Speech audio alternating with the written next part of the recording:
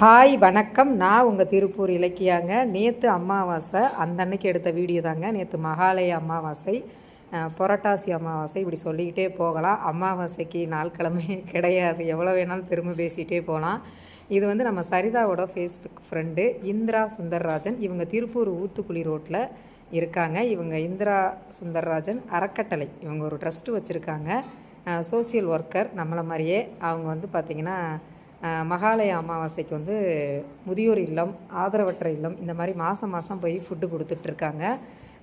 இன்றைக்கி வந்து நமக்கு சாப்பாடு போடணும், நம்ம பிள்ளைங்க எத்தனை பேர் இருக்காங்கன்னு கேட்டாங்க. எல்லா டீட்டெயிலும் சரிதா மூலியமாக கலெக்ட் பண்ணிட்டாங்க. அவங்க சரிதாவோட ஃபேஸ்புக் ஃப்ரெண்டு.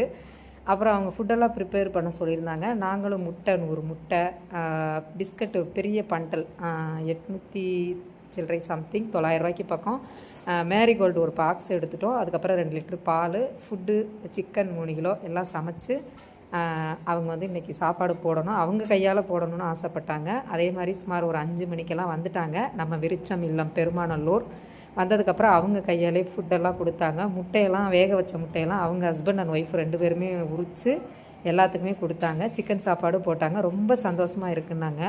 இவங்க உண்மையிலே கிரேட் பெண்மணி தான். ரொம்ப ஆர்வமாக எல்லாமே பண்ணுறாங்க. சோசியல் ஒர்க்கு ரொம்ப ஆக்டிவாகவும் இருக்காங்க.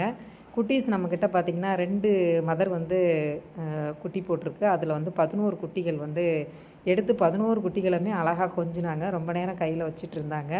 எல்லா பிள்ளைங்கள்ட்டையுமே பாகுபாடு பார்க்காம அவ்வளோ பெரிய எப்படி இருப்பாங்க, இவ்வளோ பெரிய வசதியானவங்க வர்றாங்க, எப்படி இருப்பாங்கன்னு நான் நினச்சேன். ஆனால் எங்களோட மட்டும் சகஜமாக இல்லாமல் இந்த வாயில்லா ஜீவன்கள், இந்த குழந்தைகளோடையும் ரொம்ப சகஜமாக இருந்தாங்க. ரொம்ப பிரியமாக எடுத்து கொஞ்சினாங்க.